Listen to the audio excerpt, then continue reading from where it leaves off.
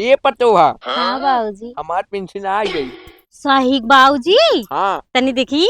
अइला अपने मेकअप का सामान ले लिया और सड़ियों ले लिया। ठीक है बाबूजी। ऐसा रोज आए हमसे मिलल करा और हमार ख्याल रखल करा। बाबूजी तारे सिवा हमार हाईबे के करे। हाँ। हमरे हुआ जब से बियाह भयल तब से शहर में हमें। हाँ वो तो हईबे करे पतवा, तू तो जानबा करे लू बुढ़िया हवा अब वही ना दे ले।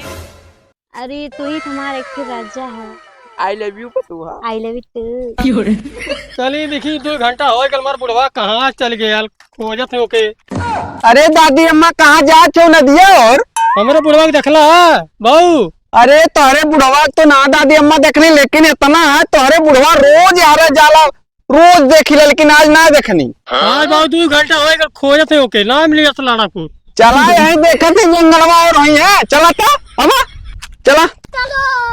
कहो कलिया खीर बना के तुम्हारा गोरा तानी काहे ना आई जा। अरे तू तो जानबा करे लू बुढ़िया वही ना दे ले।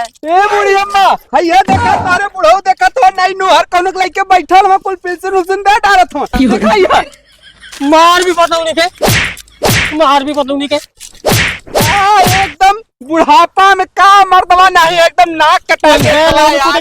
अरे अरे अरे अरे बुढ़िया ना बुढ़ा अरे बुढ़ा छोड़ अरे बुढ़िया ना बुढ़ी अरे ना हम समझा देते हैं। अरे मर्दवा समझ जाता बुढ़ाई में कुल करे चाहिए हो।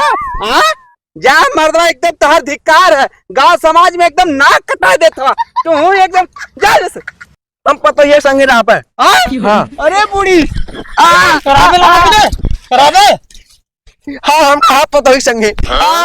अरे पटैया आ जो ले जा बुढ़ी ले चलो लड़ाकू ते के बांध के मार गाला तो बुढ़वा बांध के मार। पता चल। अरे पटो